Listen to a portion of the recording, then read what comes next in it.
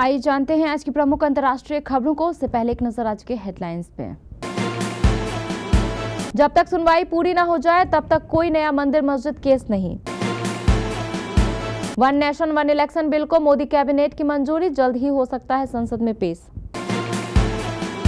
पूरे देश को झकझोर कर रख दिया अतुल सुभाष वाले मामले में बंगलौर पुलिस कर रही है जांच। सर्द हवाओं से दिल्ली में बढ़ी ठंड, शीतलहर का अलर्ट, मौसम विभाग ने दी चेतावनी।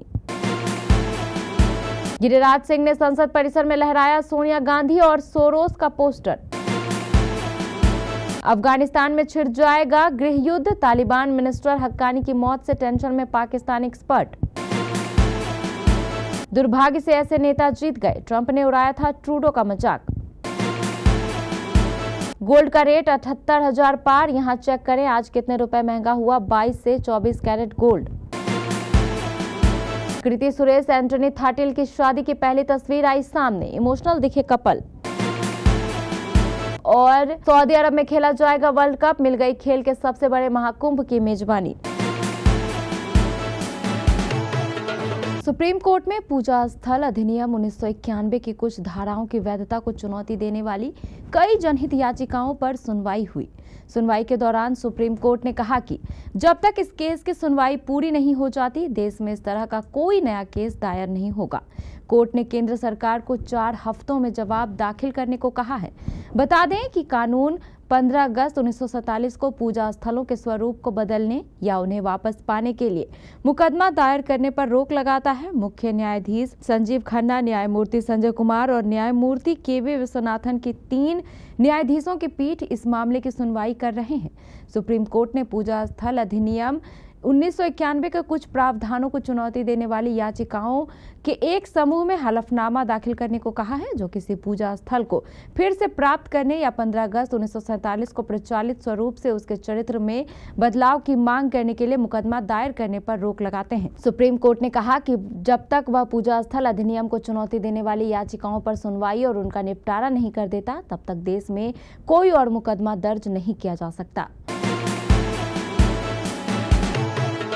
एक देश एक चुनाव के विधेयक को गुरुवार को मोदी सरकार ने कैबिनेट बैठक में मंजूरी दे दी है। सूत्रों का कहना है कि अब सरकार इस बिल को सदन के पटल पर रख सकती है। ये विधेयक अगले सप्ताह इस शीतकालीन सत्र में लाए जाने की संभावना है। सबसे पहले जेपीसी की कमेटी का गठन किया जाएगा और सभी दलों के सुझाव लिए जाएंगे। अंत में यह विधेयक संसद में बिल लाया जाएगा और इसे पास करवाया जाएगा। इससे पहले रामनाथ कोविंद की कमेटी ने सरकार को एक देश एक चुनाव से जुड़ी अपनी रिपोर्ट सौंपी थी। सूत्रों का कहना है कि लंबी चर्चा और आम सहमति बनाने के लिए सरकार इस विधेयक को संयुक्त संसदीय समिति के पास भेजने की योजना बना रही है। जेपीसी सभी राजनीतिक दलों के प्रतिनिधियों के साथ विस्तृत चर्चा करेगी और इस प्रस्ताव पर सामूहिक सहमति की जरूरत पर जोर देगी। अतुल सुभाष मामले ने पूरे देश को झकझोर कर रख दिया है। मामले में बेंगलौर पुलिस जांच कर रही है। जांच के लिए बेंगलौर पुलिस जौनपुर भी पहुंच गई है। अतुल के ससुराल में ताले लगे हैं, जबकि सास रात में ही घर छोड़कर निकल चुकी है। अतुल सुभाष के पिता ने इस पूरे मामले पर क्या कहा? अतुल सुभाष के पिता ने कहा कि बेटे की अप्रैल 2019 में शादी हुई। इसके बाद बेटे के साथ बहू बिहार आई, जबकि 2 दिनों बाद चली गई। इसके बाद उसने बेटे से कहा कि हनीमून के लिए मॉरिशस जाना है, जिस पर बेटे ने कहा कि पापा यहाँ जा सकता हूँ क्या? मैंने कहा कि हाँ, जब बहू की इच्छा है तो चले जाओ।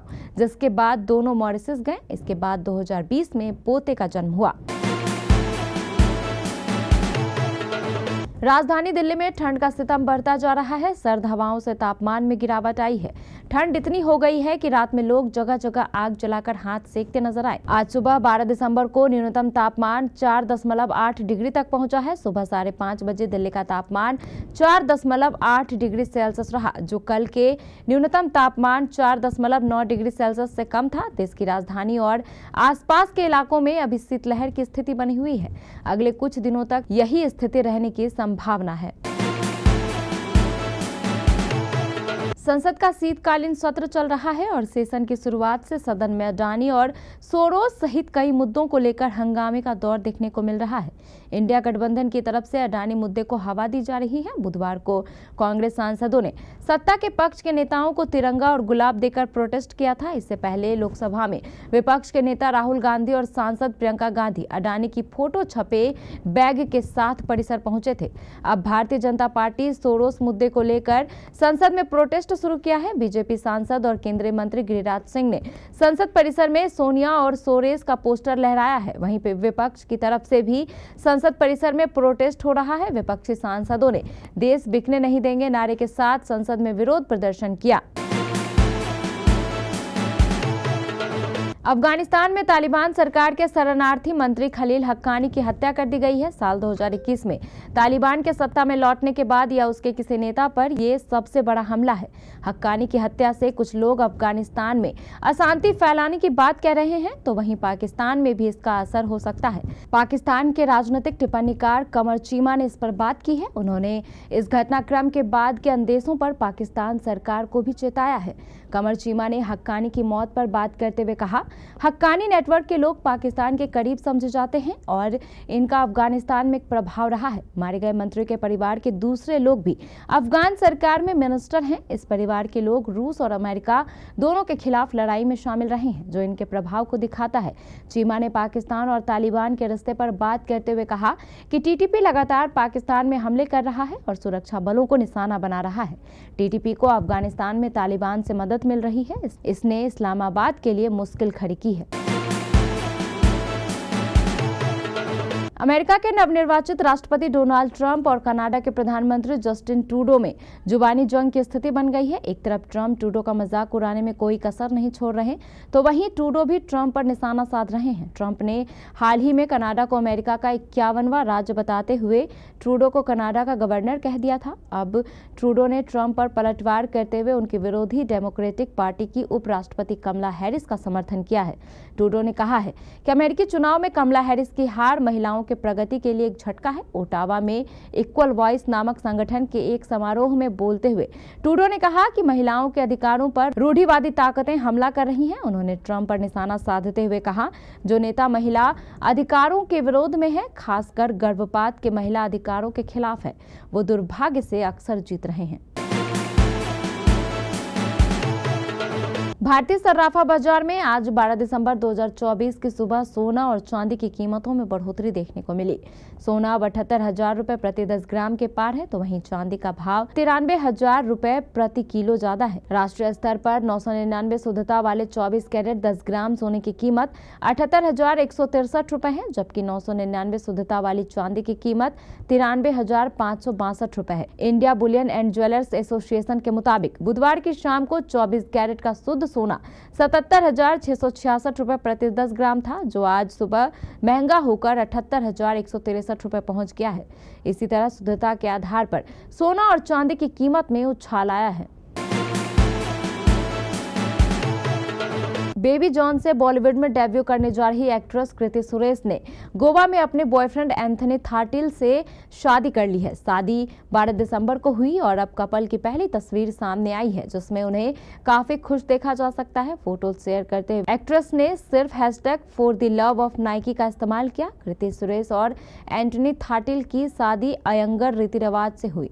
उन्हें रेड कलर की साड़ी के साथ ग्रीन ब्लाउज पहने देखा गया। गोल्डन मांग टीका में कृति बेहद खूबसूरत लग रही थी। पहले फोटो में देखा जा सकता है एंटनी उन्हें मंगलसूत्र पहना रहे हैं और आसपास मौजूद सभी लोग खुश हैं। दूसरी तस्वीर में कृति अपने पति की ओर प्यार से देख रही है। तीसरी फोटो में कपल इमोशनल हो गए और एक दूसरे को गले लगा रहे हैं। फुटबॉल के प्रेमियों के लिए बड़ी खबर सामने आई है। सऊदी अरब को फुटबॉल वर्ल्ड कप की मेजबानी मिल गई है। फेडरेशन इंटरनेशनल फुटबॉल एसोसिएशन ने सऊदी अरब को विश्व कप की मेजबानी मिलने का ऐलान किया है। वहीं 2030 विश्व कप की मेजबानी संयुक्त रूप से स्पेन, पुर्तगाल और मोरक्को को दी गई है। आपकी जानकारी के लिए बता दें कि सऊदी अरब को 2034 फुटबॉल वर्ल्ड कप की मेजबानी मिली है। इसके अलावा फीफा ने 2030 फुटबॉल वर्ल्ड कप की मेजबानी का ऐलान भी किया है। 2030 विश्व कप की मेजबानी संयुक्त रूप से स्पेन, पुर्तगाल और मोरक्को को दी गई है। यह पहली बार नहीं है जब किसी अरब देश में फुटबॉल विश्व कप का आयोजन होगा। पिछला विश्व कप ही कतर में खेला गया था। कतर में खेले गए विश्व कप में दिग्गज लियोनेल मेसी की टीम अर्जेंटीना ने खिताब जीता था। अब एक बार फिर खेलों का यह सबसे बड़ा महाकुंभ अरब देश में खेला जाएगा।